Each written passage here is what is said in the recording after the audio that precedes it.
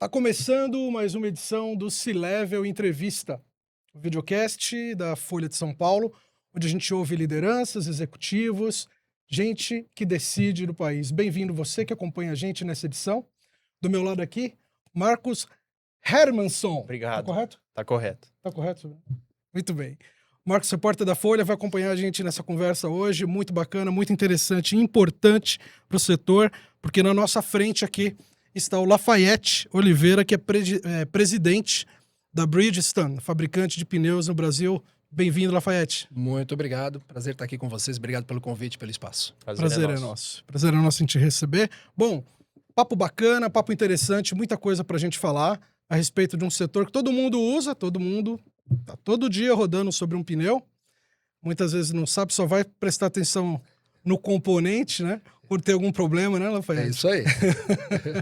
Mas, enfim, vamos falar bastante aqui da indústria nacional, vamos falar de competição, de importação do mercado exterior, né? Para entender um pouquinho do que está acontecendo nesse setor. Então, eu queria começar um pouquinho, só para a gente introduzir o assunto, até para as pessoas compreenderem a empresa.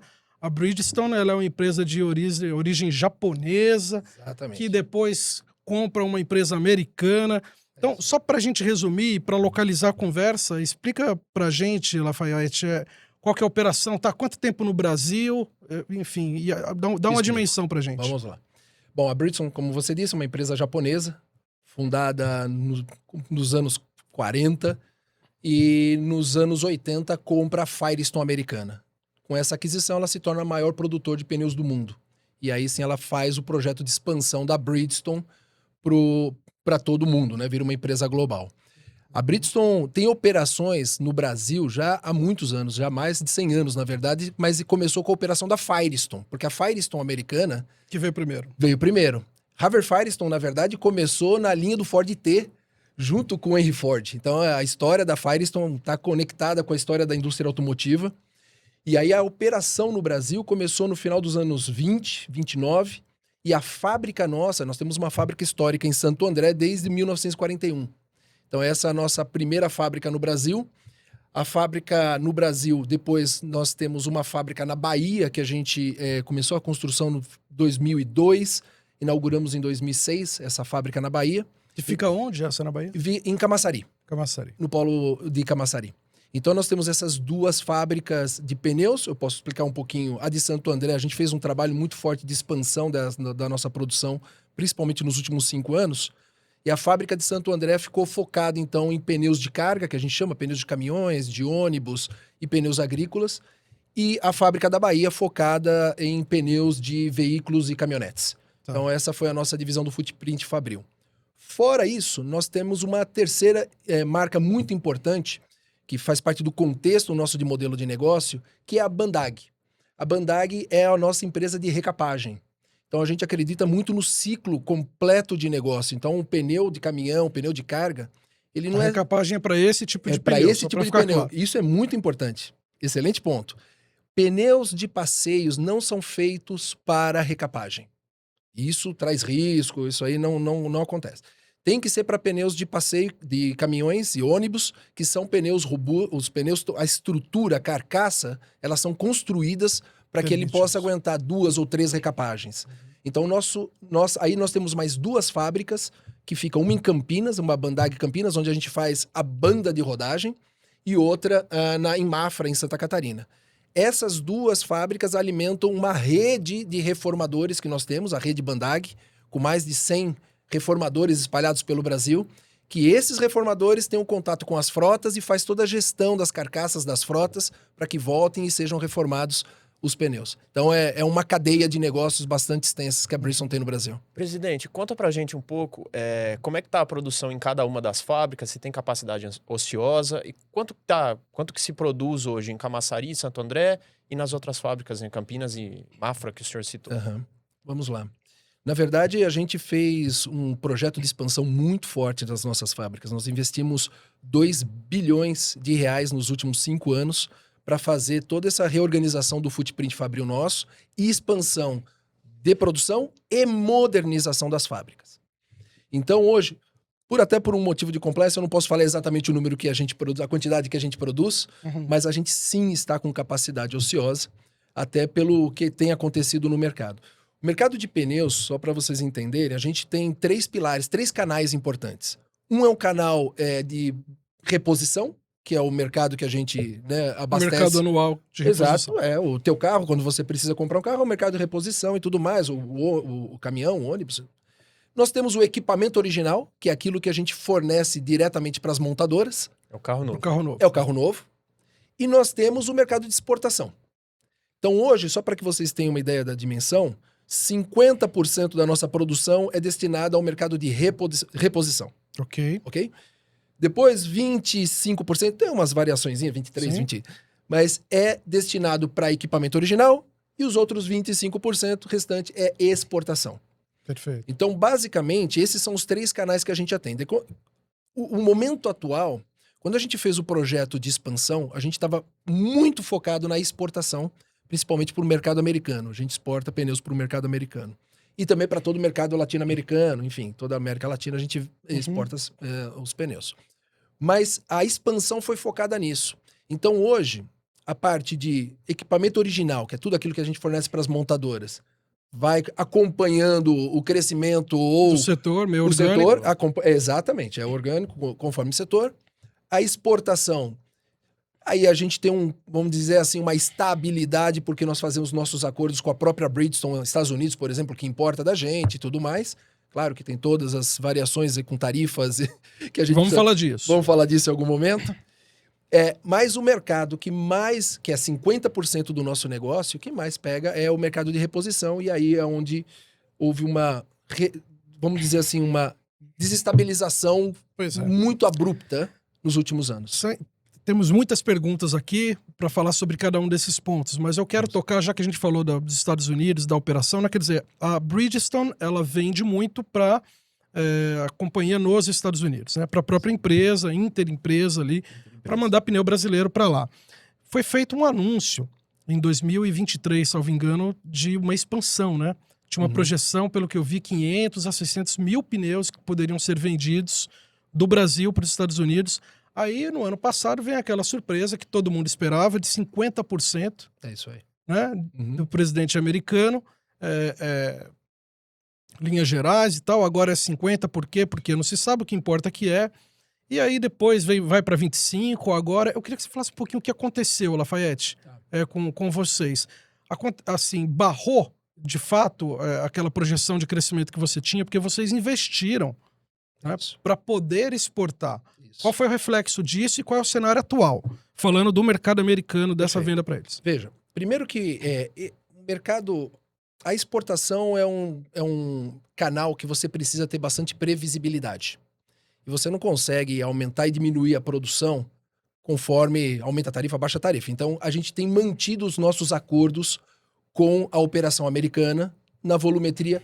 A gente não chegou na volumetria que a gente esperava, a volumetria está um pouco menor do que a gente esperava, mas a gente tem mantido o nosso acordo com a operação americana. Você fala volumetria, esse até 600 mil por Isso. ano? A gente não chegou nesse... É 600 mil por ano, né? Isso, por ano.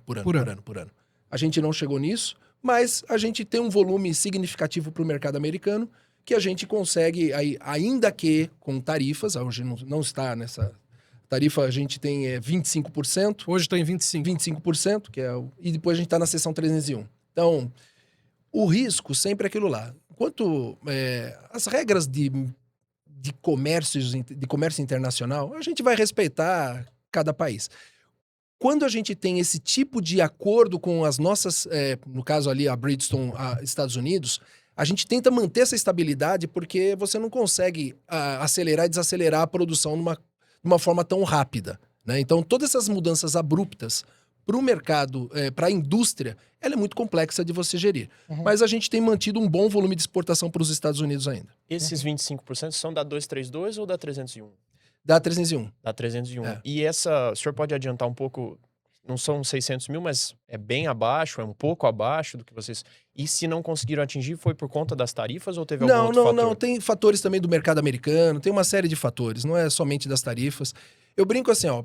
Agora, teve corte, né, Lafayette? Desculpa te interromper, Sim. mas só porque, assim, foram, salvo engano, 600 pessoas que naquele momento deixaram de ser contratadas, né? Ou melhor, de redução do teu quadro, né? Na verdade, quando a gente fez o Footprint Fabril, A gente levou a produção para a Bahia de pneus de passeios e deixou focado pneu de caminhão em Santo André. A gente fez uma reestruturação, uma modernização. Então, esse investimento, ele mexeu com o quadro de pessoas também naquele momento de transição. Então, a gente teve reduções do quadro até pelo perfil de operação que ficou em Santo André.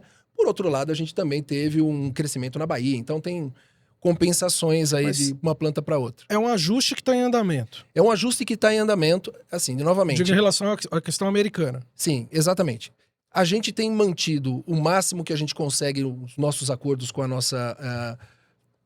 lá, na verdade, a nossa matriz, porque hoje eu respondo para os Estados Unidos para o Japão. Então, para a nossa matriz americana, mas a gente continua produzindo aqui no Brasil e exportando. A gente fez um investimento em tecnologia espetacular.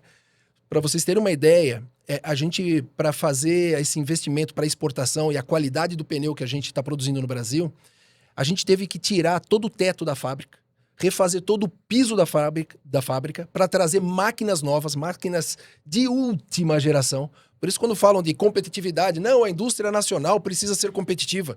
Nós somos competitivos, ponto. Mas aí o presidente americano acorda e fala, agora é 50%. Mas isso... Eu brinco o seguinte... Bota o teto de novo. A gente sabe que as relações comerciais entre os países, com o tempo, se ajustam, né? Então, de novo, são cadeias de longo prazo. A gente não pode entrar... E a gente não faz movimentos de curto prazo justamente por isso. A gente entende que os países são países parceiros há muitos anos, que tem uma relação comercial muito sólida. Então... movimentos vão e voltam, mas a gente tem que manter a estabilidade da indústria. A gente não consegue fazer essas movimentações assim. Presidente, essas adequações nas fábricas da Bridgestone foram para atender especificações do mercado americano? Também. Boa pergunta, também. É claro que a gente precisa... A indústria do pneu, ela precisa sempre de investimento pesado em CAPEX para você manter a tecnologia, a modernização e você manter a competitividade. Então, é o que eu falo, a Bridgestone, nós estamos presentes em mais de 150 países. É o maior produtor de pneus do mundo. Então, a gente é competitivo em todos os países que estamos. Então, para se manter nesse nível de competitividade, você precisa investir. Você precisa estar sempre com a última tecnologia colocada no país para que o seu custo de produção seja competitivo, o que está acontecendo no mercado internacional. Agora, deixa eu te perguntar, essas tarifas são super recentes, né? Da 301 entrou em vigor no fim de... Entraram, aliás, porque são duas diferentes, mas a última substituiu a antiga, essa confusão que a gente sabe. Entraram em vigor no fim de julho.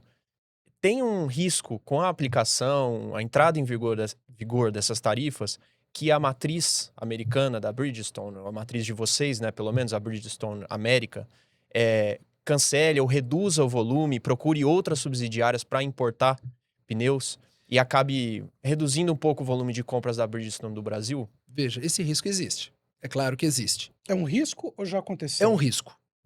Não aconteceu. Tá. O acordo que nós fizemos de expansão da fábrica para produção e exportação ao mercado americano é o que nós estamos seguindo.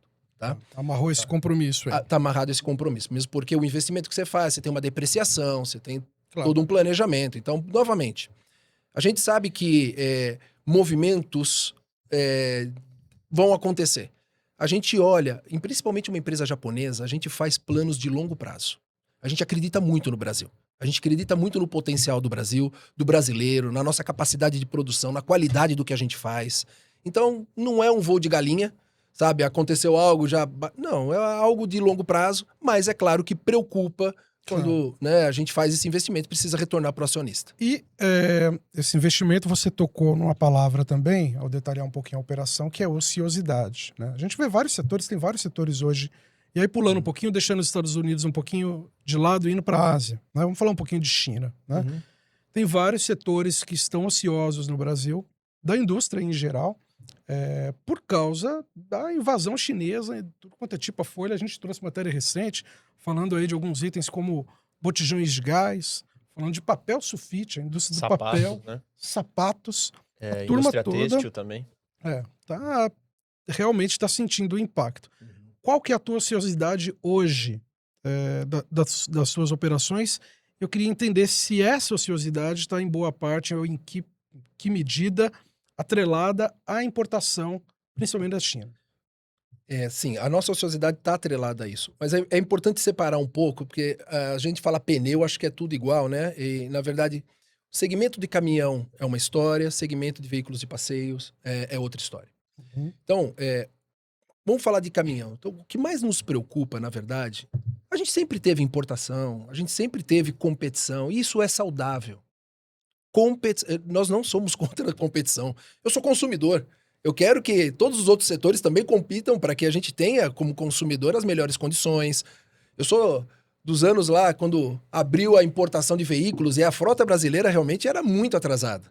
Não é esse o caso. Então, primeiro ponto, principalmente para pneus de carga, eu acho que a grande discussão ela é estratégica também. Hoje, o mercado até 2022, 23, ele era 30%, vamos arredondar os números, 30 e poucos por cento de pneus importados, Importação. 70% pneus feitos Nacionais. nacionais. Essa balança ela virou abruptamente. Em 2 anos isso virou completamente. Hoje é 70% importado, 30% nacional. Isso Isso virou é em 2 anos? Em 2 anos. E isso é o geral ou é Basicamente, meados de 24, 25 e 26. Tá? 70, 30 inverteu. Inverteu. Só caminhões ou passeio também? Isso, vamos falar primeiro de Caminhões. caminhões, eu já chego em passeio. Tá Esse certo. dado é para os caminhões, só pra gente entender. Isso, caminhões, ônibus, são Tá. os pneus Grandes, né? Os Exato, pesados. isso, de carga. E agrícolas. Agrícola, por exemplo, eu estou com a minha fábrica agrícola completamente fechada. Há quanto tempo? Desde o ano passado, desde começo de 2025, completamente fechada. E vinha operando Vim normalmente operando há quanto tempo? normalmente. Não, histórico. É histórico. Histórico, perfeito. histórico. Nunca aconteceu essa Nunca. paralisação. Nós estamos na maior crise do setor pneumático da história do Brasil. Não tenha dúvida, esse é um momento de maior crise. E, novamente, não é por um tema de competir. Competir, a gente compete no mundo inteiro. O que a gente precisa de uma situação de isonomia no mercado. Mas eu quero entender primeiro a sua... Vamos falar um pouquinho só da tua capacidade. Esse exemplo foi muito bom. Para daí a gente entrar nas necessidades, né? Do que precisa mudar. Quer dizer, a tua planta agrícola está parada desde 2025. Minha planta agrícola completamente parada desde 2025. Perfeito. Quantos funcionários, desculpa? Nós tínhamos aproximadamente nesta área em torno de 200 funcionários.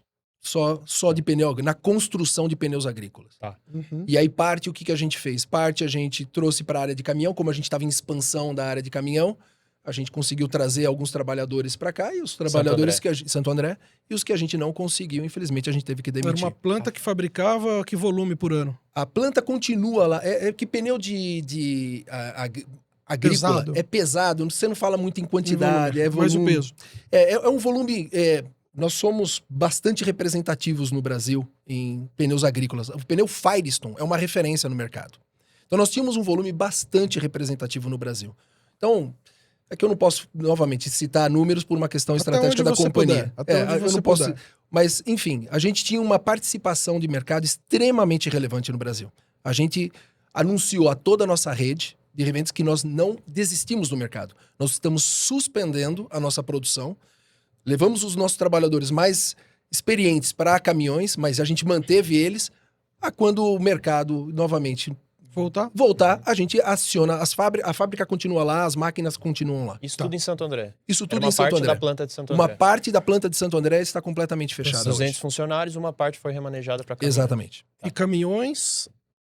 A gente está falando também aí de caminhões.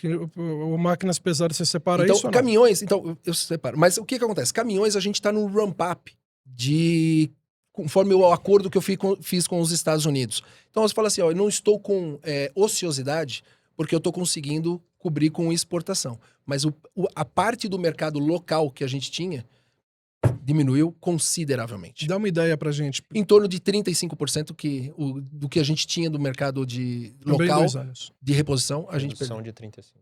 Também 2 anos. Também 2 anos. E no passeio? No passeio. Então vamos lá.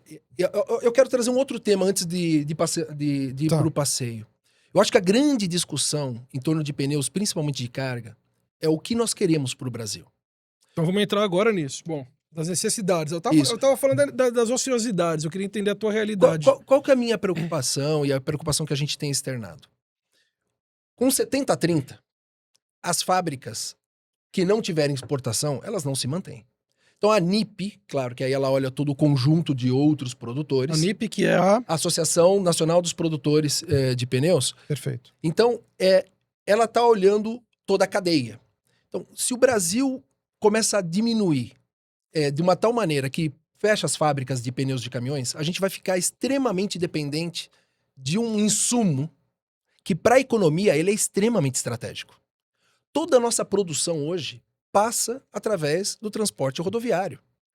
Todo que se faz no Brasil passa através do transporte rodoviário e o pneu é um insumo extremamente estratégico. Se acontece o que aconteceu, por exemplo, com os microchips, com o pneu, a gente para completamente o país, a gente para a produção do país. Então, o risco, acho que maior que a gente está olhando é esse. Quando você olha a cadeia da borracha, a borracha, para você ter disponibilidade da borracha, são 7 anos para uma árvore começar a produzir, depois você tem o processo de sangrar, né, de sangrar a árvore e tudo mais. Se isso não se torna mais economicamente viável, a indústria acaba perdendo a borracha nacional. Uhum. Então você começa a criar uma dependência de insumos importados, que hoje o Brasil precisa discutir essa visão estratégica sobre o pneu de caminhão, principalmente caminhão e ônibus. Então eu acho que a discussão é mais ampla do importado, não é uma questão do importado versus a produção nacional. Acho que o Brasil tem que entender o que é importante estrategicamente no ponto de vista para pneus de carga. Uhum. Pneus de passeio, vamos lá. A indústria nacional, ela tem uma capacidade aí em torno de 50 pelos dados da NIP, 52 milhões de pneus Por ano, de de consumo por de ano. consumo, Né? Isso sem incluir a importação, né? Isso. Não, então. E aí o mercado, exato. Só que o mercado, antes é um mercado de 45 milhões, então já tinha um certo espaço. E a importação ocupava 30%. Agora a importação está ocupando 65%. Dos de passeio, né? De passeio. Então, isso está deixando uma capacidade ociosa em todas as cadeias, inclusive na Bridgestone também. Uhum. Então, o pneu de passeio, claro que você, no Brasil, você tem que manter a competitividade. A gente entende que é necessário, muitas vezes, ingressar alguns produtos importados, vão estar aqui, vão brigar com a gente na gôndola, né? A gente vai disputar na gôndola sem problema nenhum. Mas o que tem acontecido são condições que não são iguais de negócio. Então, alguns dados da Isso. NIP. Vamos pontuar. Vamos pontuar. Dados da NIP. Por exemplo, a NIP, dentro da NIP, a gente tem a Recicla NIP, onde a gente faz 100% da destinação. Cada pneu que eu coloco no mercado, eu tiro do mercado e dou a destinação correta ambiental. A gente sabe, e novamente, hein, toda a unanimidade é burra, não estou generalizando. Mas quando olha a cadeia de importação, tem importadores que fazem um bom trabalho sério, correto, mas tem uma camada... Não, né? E tem uma camada que não faz isso. Então, nos últimos 11 anos, pelos dados da NIP, 500 mil toneladas de pneus importados não foram destinados corretamente. Aí o problema é o quê? O problema é a fiscalização que é frouxa, a incapacidade de saber qual é a destinação desse pneu. E eu fico pensando o seguinte, porque pelos dados que eu vi, Lafayette, um balanço do IBAMA, Isso. que acompanha isso... Os dados são do IBAMA, inclusive. Isso, de 2025, dizendo que a indústria nacional ela conseguiu cumprir 101% da meta dela. Ou seja, ela reciclou, Marcos, até mais do que precisaria. Mais do que ela vendeu. O dado é referente ao ano 2024. É isso que eu também estou falando, 2024. A importação cumpriu em torno de 89% da meta. Esse pessoal que está importando pneu está pegando carona na meta de vocês? Que fazem aqui o trabalho nacional? De certa forma, sim, mas você fez uma pergunta bem objetiva. Lafa, o que falta? Falta fiscalização, sim, né? Acho que a gente precisa ter que todos cumpram. Então, quando você fala que os importadores, 89%, muitos estão cumprindo. É verdade. Só que precisa identificar aqueles que não cumprem e dar a devida sanção para que não aconteça esse tipo de coisa. Porque nós gastamos um valor muito substancial para fazer a logística reversa, para entregar para o país aquilo que a gente se compromete em termos de sustentabilidade. Então a gente não pode transformar o Brasil num depósito de carcaças de pneus. Agora, com esse crescimento substancial que teve nos últimos 2 anos, porque os dados que nós estamos falando aqui são os dados publicados pelo IBAMA até 2024. Então, 2025 e 2026, esse crescimento brutal que nós tivemos, ainda não sabemos aonde vai Qual pousar vai ser isso. o cenário? Aonde vai pousar isso? Uhum. Então, essa é uma das condições. Fora isso, a gente tem muito contrabando. Muito contrabando. Então, a gente pede fiscalização nas fronteiras. Tem ideia hoje de qual que é o tamanho do contrabando no Não mercado? consigo, eu não tenho Nem esse dado. consegue... Contrabando é terrestre mesmo. Terrestre, fronteiriço. Ou seja, além dos pneus que estão chegando importados Sim. da Ásia, você também tem contrabando Muito nas contrabando. fronteiras terrestres da América. Além disso, nós temos fraudes. Então, você pega nas declarações de importação, muitas vezes, um pneu de caminhão com 40 quilos. O pneu de caminhão não pode pesar menos que 60 quilos, tá? Em torno de 60 quilos, que seja. Então, essas fraudes, todo esse conjunto de situações que acontece no pneu importado, que é isso que a gente pede que se organize. A gente está falando Que é dessa ruim, questão... inclusive, para os importadores corretos, né? Claro, exato, que fica ruim para ele. Fica ruim pra né? eles, Como estraga a imagem, imagem como de todos, trabalho, como exato. trabalho dele. O trabalho deles. Vários setores, inclusive esses que eu mencionei aqui, eles já foram ao governo e bateram na porta pedindo para dobrar a alíquota de importação. Uhum. No teu entendimento, seria também uma atitude para se tomar em relação ao pneu importado? Veja, na verdade, existem mecanismos corretos para fazer essa equiparação, que seria sistemas antidumping. Tem várias análises sendo feitas exatamente nesse momento. A Europa implementou, fechou a porta. Estados Unidos fechou a porta. México fechou. A África do Sul fechou. Nós estamos num processo de análise que são muito extensos Com o governo federal. com o governo federal. Então o governo está fazendo. Tá, mas em que momento nós estamos disso e o quê? Quais as Por medidas isso. que vocês precisam? Então, por exemplo, o que acontece com uma análise de antidumping, ele pode demorar até uns 2 anos.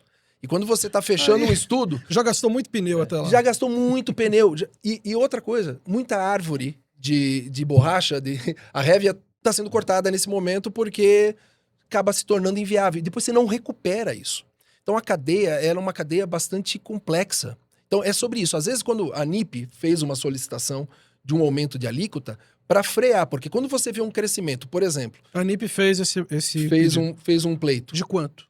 de 25 para 35. Ok. Como- Hoje vigora 25. 25 para pneus de subir pra passeio 35. para 35. Quando foi feito o pedido? Foi feito, acho que faz uns 3 meses. E teve resposta? Ainda não, tá em análise, enfim, é um processo. É um processo que a Certo. NIP que conduz, eu tô... Sim, mas assim, só pra gente Sim. entender o momento. Então, Ainda não tem na verdade, decisão. essa solicitação da NIP, pelo que eu entendi, da NIP, na verdade, como um sistema de freio, porque o mecanismo Sim. correto é o antidumping. Você faz a aplicação das análises profundas, tanto no mercado brasileiro, porque não pode entrar mercadoria abaixo do custo de matéria-prima das indústrias locais. Isso tá acontecendo hoje? Sim. Quer dizer, tem pneu, pra gente traduzir um pouquinho melhor. Tem pneu que tá sendo vendido na gôndola lá pro consumidor, que custa menos do que o teu custo para fazer um pneu. A gente analisa pelo valor de entrada. Se você olha pelo mundo, os dados de pneus do mundo, tudo que é produzido na Europa, nas Américas, na África, os preços subiram. FOB. Por quê? Porque a borracha subiu. Então o custo da borracha subiu. Quando você pega e olha o preço FOB dos produtos vindo do sistema asiático, vamos chamar assim, porque não é um país, não é China. É China, é Camboja, Vietnã, circula entre esses países essa produção. Quando você põe um antidumping na China, daqui a pouco esse pneu começa a entrar através de produção feita no Camboja. Então, o que acontece? Quando você olha o preço FOB desses países, ele é o único fenômeno que o preço FOB cai. E não é um tema de competitividade, porque o preço da commodity é o preço da commodity. Serve para todos. Então, essas análises precisam ser feitas com mais celeridade para que o mercado brasileiro, acho que a gente está ficando para trás do ponto de vista de colocar no mesmo patamar que colocou o México, África, Estados Unidos. Então, nós estamos abertos. Nós estando aberto, esse fluxo dos pneus, por exemplo, que a Europa acabou, acho que a semana passada anunciou o antidumping, esse fluxo vem diretamente para o Brasil. Presidente, explica pra gente. É porque alguns empresários com quem a gente costuma conversar, e esse é um tema recorrente, né? O setor de calçados, por exemplo. O que ele fala pra gente ó, não adianta aumentar o imposto de importação porque o produto asiático vai vir mais barato. Eles vão conseguir botar mais barato para quebrar a concorrência nacional e depois sobe, né? por isso precisa de cota. Então é o que o setor de calçados pede. Não Uhum. sei se o setor de pneus, se essa é uma demanda para vocês também. Eu queria entender, tá bom, vocês estão querendo aumento da alíquota agora, mas o que significa essa... Se puder explicar para o nosso leitor também, o que significa essa investigação, se a investigação entender que de fato está ocorrendo um processo de um surto de importação, dumping, né, dos países asiáticos, quais são as medidas concretas Antidumping. que precisam ser tomadas para frear isso, né? Exato. Então, basicamente, ó, o processo de antidumping é analisado no Brasil quais são os custos dos produtores locais. Então, inclusive, essa semana estou com visita, exatamente nessa semana estou com 2 agentes do governo analisando os custos da Bridgestone. Então, lá olhando no detalhe. Já olharam dos meus concorrentes produtores nacionais também. Informações super sensíveis, Super né? sensíveis, são muito bem... O governo federal. Governo federal, Ok. governo federal. Então, eles analisam os nossos custos, buscam um país, como outro país da região como referência. O ano passado eu recebi, na Argentina, eu estava liderando a operação da Bridgestone na Argentina, recebi o pessoal dos agentes do Brasil na Argentina para analisar o Mesma custo, coisa. para fazer uma equivalência, para ver se faz sentido o que está sendo visto aqui no mercado nacional. Isso é do ponto de vista do país que recebe a importação, né, o importador. E depois eles vão no exportador. E aí eles fazem a análise no mercado, vai para a China, vai para o Camboja, vai para o Vietnã, e analisam se as condições que eles estão produzindo e os custeios deles têm alguma outra coisa como subsídios, por exemplo, de energia elétrica. Subsídio muitas vezes predial, subsídio Para nesses países. tornar a Exato. produção mais barata. Então, se você tem um subsídio de energia elétrica, muda bastante a tua cadeia de custo. Então, se você tem subsídio na matéria-prima, muda a tua cadeia de custo. Então, essa competitividade, ela tem que ser da sua capacidade de produzir, de Uhum. produção, Sim. não de outros subsídios que danificam essa comparação. Distorcem, né? Distorcem Tá. essa comparação. Agora, E aí, mas aí eu queria voltar o na teu minha ponto, pergunta. E aí, isso. na prática, digamos que o governo decidiu, não tem dumping mesmo. O que vocês sugerem que seja feito para frear esse surto é de cota, importação? por exemplo? Pode ser. Acho que, na verdade, tem que ser uma discussão mais ampla. Claro, eu sou parte interessada como produtor local, mas tem que ser uma discussão mais ampla de país, exatamente como a gente quer, porque tem muitas coisas aí que acho que a gente precisa trabalhar, como eu estava dizendo. Além de fraudes, contrabando, a gente cansou de ver vídeos de pneus chegando, um pneu dentro do pneu importado, um pneu dentro do outro, eles fazem para transporte... eles expandem um pneu, colocam outro pneu dentro, coloca 2, 3 pneus dentro de um mesmo pneu, Como se fosse um. como se fosse um. Então, essas coisas danificam demais tanto a imagem dos importadores, mas também da indústria de pneus. Porque isso coloca em risco o motorista, isso coloca em risco as famílias. Tem uma questão, uma curiosidade, assim. Fala-se muito, o produto chinês não é um produto de boa qualidade. A gente ouve muito isso, né? É uma cópia mal feita e tal. O pneu é um produto homologado. Esse equipamento que chega, esse componente, esse pneu que vem de fora, que vem da Ásia, a gente consegue dizer que ele é um produto de menor qualidade que o brasileiro ou não? Qual a tua leitura? De novo, toda unanimidade é burra, né? Não podemos generalizar. Tem produtos e produtos. Quando você analisa um produto importado chegando próximo do preço de um produto nacional, as coisas fazem sentido. Ou seja, é um produto de boa qualidade.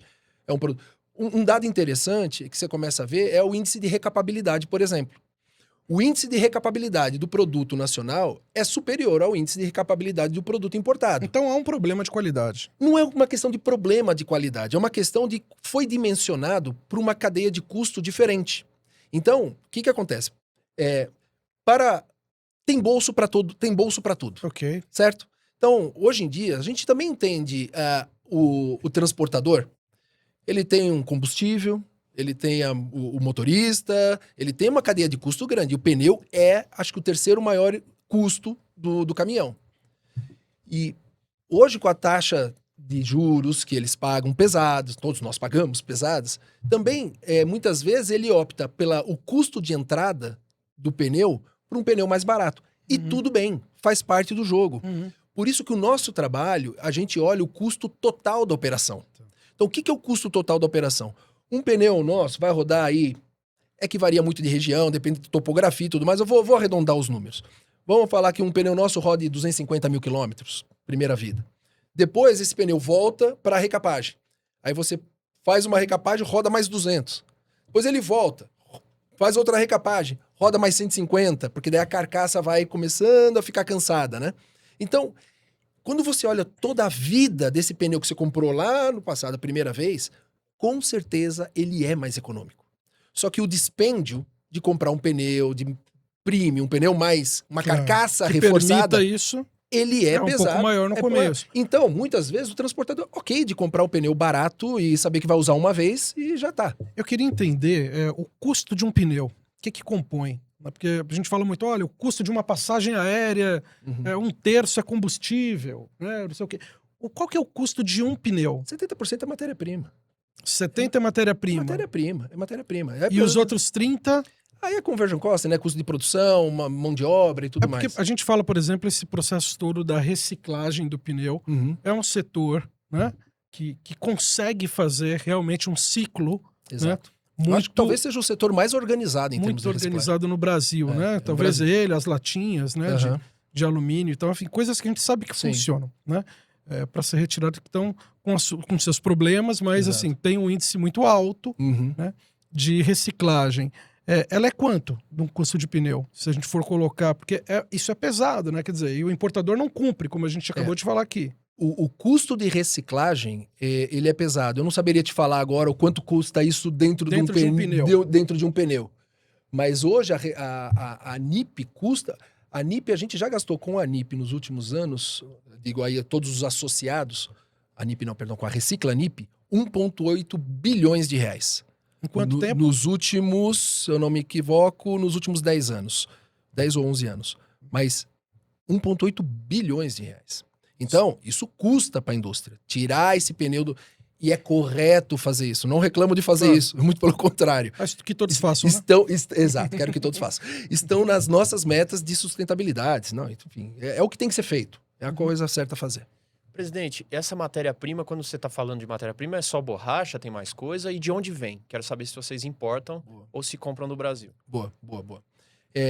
Claro, borracha é o principal. Então você tem tanto a borracha natural quanto a borracha sintética. Então, a borracha natural, o Brasil é um produtor, mas não é autossuficiente. Infelizmente, inclusive, alguns grade, que a gente chama, alguns tipos de borrachas mais premium tem que importar, então a gente importa também. Mas a produção nacional é extremamente relevante, importante para nós. A cadeia nacional é extremamente importante para nós. Depois nós temos aço, nós temos tecido, nós temos polímeros, temos...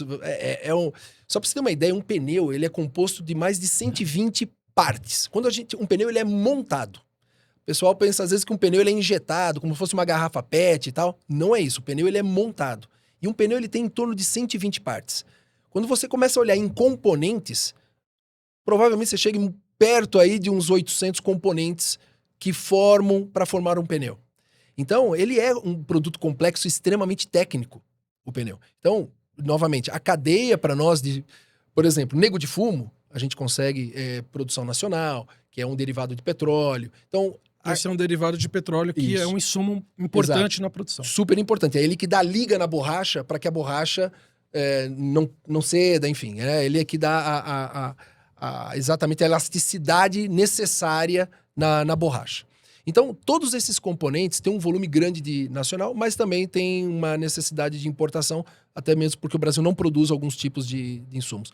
Mas parte de aço, por exemplo, local. Esse ponto é importante. Sim, por favor. Não, porque eu ia citar um relatório que a Associação dos Importadores encomendou alguns anos atrás, e ali eles acusam a indústria nacional de pagar mais caro nos insumos importados, né? Ou seja, se vocês acusam eles de subsidiar a produção na Ásia, eles acusam vocês de dar para dizer assim, dessubsidiar, né? Ou seja, pagar mais caro nos insumos. Como é que vocês respondem a essa acusação, né? Acho que dá para falar que é uma acusação. Como é que vocês respondem? Veja, não faz sentido, né? A gente tem subsidiárias. Por exemplo, a gente tem uma operação da Bridgestone na África, na Libéria, desde os anos 20. Onde a gente planta a révia, faz a borracha e tal. Enfim, a gente tem uma cadeia global de fornecimento. Acho que são... Enfim, cada um fala o que quer, né? São falácias. A grande verdade é que se a gente compete no mundo inteiro, a gente compete no mundo inteiro comprando as borrachas das mesmas origens, das mesmas fábricas que produzem, enfim. Não é bem assim. Tô pensando aqui na alíquota ainda, né? Essa busca de uma alíquota da importação, se vai dobrar, se não vai, se pede, já foi pedido aumento, né? Como você detalhou pra gente. O consumidor, como é que fica nisso? Né? Porque o Exato. consumidor fala assim, poxa, quer dizer que eu vou pagar o custo Exato. de um produto mais caro que eu podia comprar mais barato para proteger a indústria nacional. Quer dizer, onde começa a proteção da indústria nacional e acaba o preço mais baixo para o consumidor? É um excelente ponto. Na verdade, quando a gente fala proteger, a gente não está pedindo proteção. A gente está pedindo que as coisas sejam feitas de uma forma isonômica, né? A gente tem que ter as mesmas condições. Acaba com o contrabando, acaba com as fraudes, acaba com essas coisas que não é bom. Inclusive porque o principal tema do pneu, gente, é segurança. O pneu é o único ponto de contato com o solo. Aquele pedaço de borracha do tamanho da palma da tua mão, 4 pedaços de borracha do tamanho da palma da tua mão, é o que vai transferir potência, a frenagem, desvio abrupto que você tem que fazer. Essa borracha tem que corresponder. Quando você começa a ter transporte de 4, 5 pneus dentro de um único pneu, quando você começa a ter risco para as pessoas, qual é o preço disso? Quanto que vale isso? Então a única coisa que a gente está pensando... E de novo, tem produto bom importado e tem produto ruim importado. Cabe ao consumidor identificar e fazer as suas escolhas. Agora, nós fazemos produtos, por exemplo, um pneu de passeios nosso, de veículos, dura 100 mil quilômetros. Nós temos de 90, 80, 90, 100. Inclusive teve um relato aqui, postou o rapaz, o meu durou na minha Spin, durou 120 mil quilômetros. Fiquei super feliz de ouvir. Então, a gente faz um produto para uma durabilidade grande. Você quer um produto para rodar 20 mil? É mais barato, não tem problema. Você vai colocar um pneu para rodar 20 mil quilômetros. 20, 30, que seja. Única coisa é que o consumidor precisa saber disso. Ele precisa saber exatamente o que ele está comprando.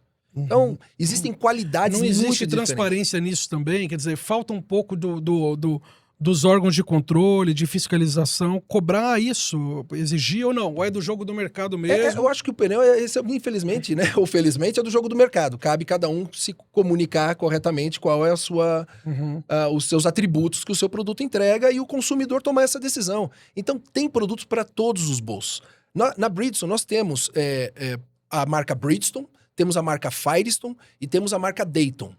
Então, a marca Dayton é a nossa marca mais de combate. Claro que ela não vai ter a performance do Bridgestone, ela vai ter a segurança do Bridgestone, mas não a performance em quilometragem, por exemplo. Então, na nossa rede de distribuidores, eles são muito bem treinados para explicar isso para o consumidor. Então, só que o consumidor hoje compra pela internet muitas vezes e não tem acesso à informação. Esse é um grande desafio. Sim. A gente manter o consumidor informado o que ele está comprando. Então, o pneu, você olha a gente é patrocinador da Fórmula Indy, né? E você vê, a performance do pneu, ele determina o vencedor da corrida. Então, é sobre isso, quando você está com a sua família num carro e você precisa corresponder, frear um carro a 100 km por hora, meu amigo, é aí que você vai lembrar a importância da qualidade de um pneu. Me fala uma coisa, Lafayette, a gente vê a BYD, né? A GWM, empresas chinesas aí crescendo de forma galopante aí no Brasil, inclusive com as montadoras, a própria Anfávia, que representa o setor aqui, agindo ferozmente contra o tipo de carro que eles montam no Brasil, porque chega semi-montado, né? Então não está empregando aqui, não está investindo em linha de produção e tal, enfim, isso é uma outra encrenca.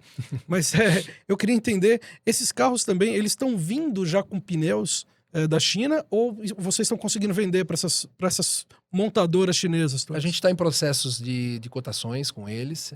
Olha aí.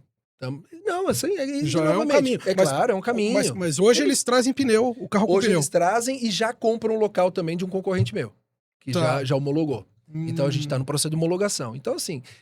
Concorrendo. Exato. Concorrendo para entrar nesse mercado. Faz parte do jogo. E eu acho interessante.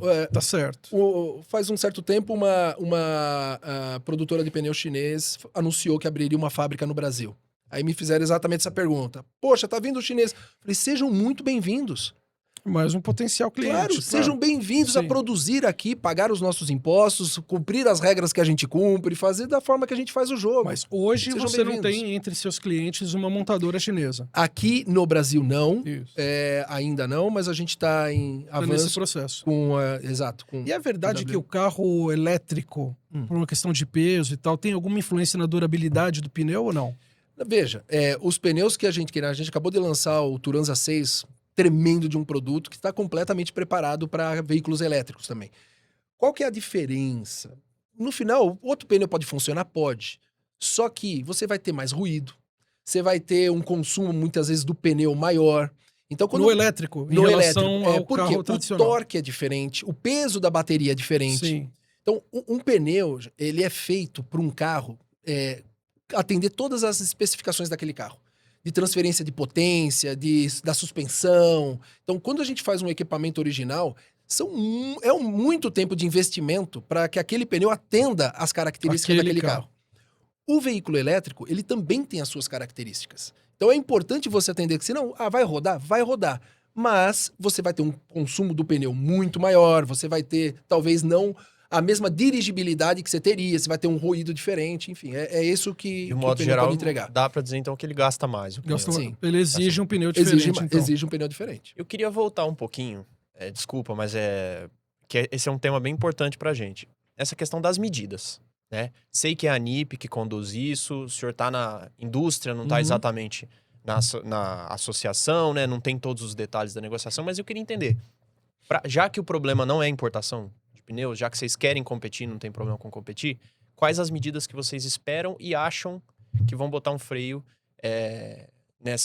nesse surto de importação, nesse desequilíbrio? E aí, se o senhor me permite, quero fazer mais uma depois também. Se essas medidas não forem implementadas, o que é que vai acontecer? Quais são os possíveis efeitos para a empresa? Então, a primeira coisa que a gente pede é celeridade nas análises anti-dumping. Acho que esse é o principal. A gente pede a fiscalização da questão ambiental. A gente pede análise...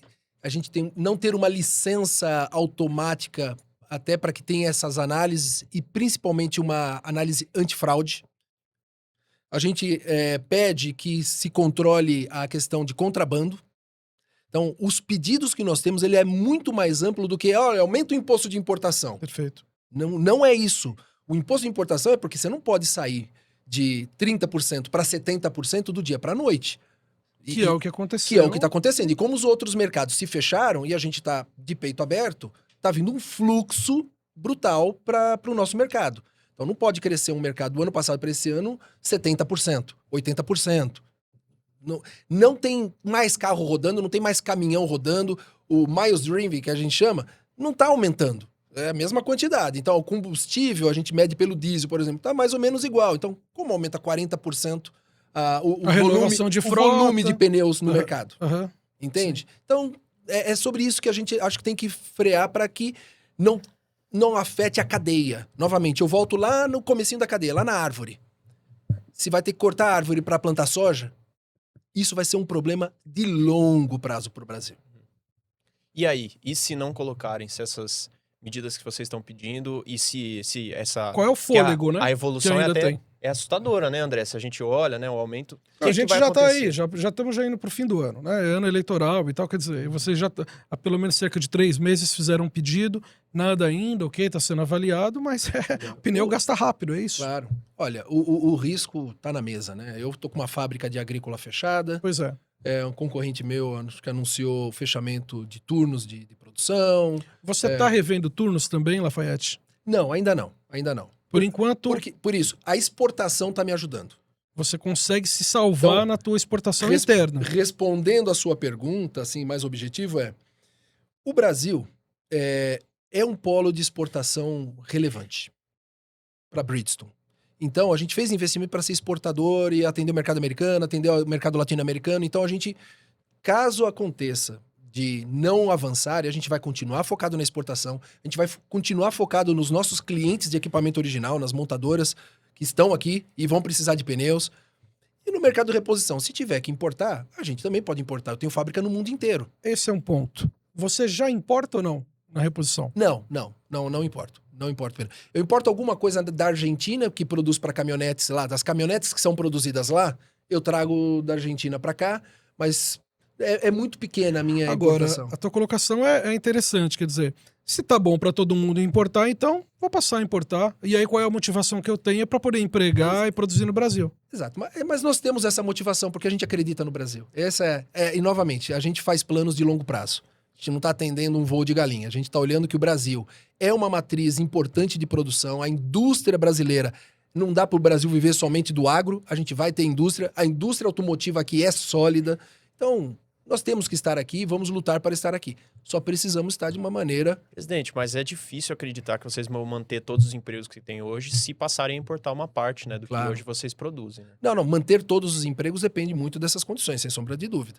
Uma coisa é manter a indústria e, de novo, de repente eu consigo aumentar a minha exportação, enfim, a gente vai trabalhando para manter o máximo o nosso trabalhador. Você pega a idade média dos nossos trabalhadores, são pessoas que estão há muitos anos na companhia. E fazer pneu não é uma coisa simples. Não é uma coisa simples. Então a gente quer manter o nosso quadro de funcionários, a gente tem prazer de produzir no Brasil com a nossa equipe. Mas Aguenta tem um segurar- risco, tem um risco para o tamanho das operações. É isso Tem que o senhor risco, está dizendo. tem risco. Eu queria saber Não. se o tamanho das operações consegue se manter, por exemplo, até o fim do ano. Consegue. Novamente, você não vai descapitalizar todo o investimento que foi feito do dia para a noite. Sendo bem transparente. Mas o acionista coloca dinheiro nas empresas para ter retorno.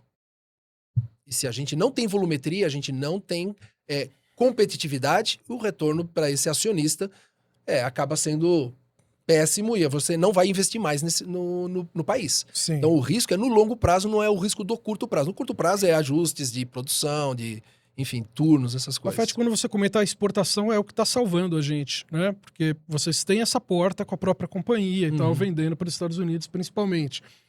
Ela é quanto da tua operação hoje? Qual foi o crescimento Hoje, dela no teu... Era em torno de 13%, 14%, hoje é 25% da minha operação é exportação. E dobrou esse volume justamente por causa das condições do mercado interno? Não, dobrou porque era aquele plano de expansão que a gente fez. É um plano Tá. que a gente fez, o mercado americano ia demandar mais pneus, a gente Ok. entendeu que o Brasil era a matriz para a exportação, enfim, e foi por isso. Então foi planejado esse crescimento. Uhum. O presidente da Scania, quando veio aqui, elogiou aquele programa do governo Move Brasil para caminhões, né? Uhum. Claro que alimentou as vendas da empresa, né? Criticou só o volume do crédito que já estava esgotado na época, acho que eram 10 bilhões. Esses programas todos que foram lançados, programas de crédito, todos dentro desse guarda-chuva do Move, ajudaram também as vendas da companhia? Ajuda. Tudo ajuda, né? Acho que a gente precisa olhar o Brasil com esse carinho, né? De como a indústria ela consegue ser competitiva, dar escala para a indústria, que não há indústria competitiva sem escala. Então, se você perguntar pro motorista que pneu que ele quer um pneu nacional bom, de marca boa, que ele confia. Então, a gente quer valorizar o produto nacional, o emprego do brasileiro, né? Então, todo investimento que está sendo feito é para isso. Então, eu acho que a indústria vai se solidificando e vai continuar no Brasil. No caminho dessa busca de uma economia mais verde, de uma indústria mais verde, né? Quão longe a gente está do momento de ter um pneu 100% ecológico, um pneu que não dependa, por exemplo, de insumo do petróleo? Vamos lá, boa pergunta. A Bridgestone ela tem uma meta global de reduzir a pegada de carbono até 2030 em 50% e 100% até 2050. Então a gente tem um trabalho muito forte de desenvolvimento de novos compostos, novos polímeros, novas matérias-primas, mais sustentável. Na Fórmula Indy, inclusive, não sei se você acompanha, então tem 3 jogos de pneus, um deles vem com uma faixa verde.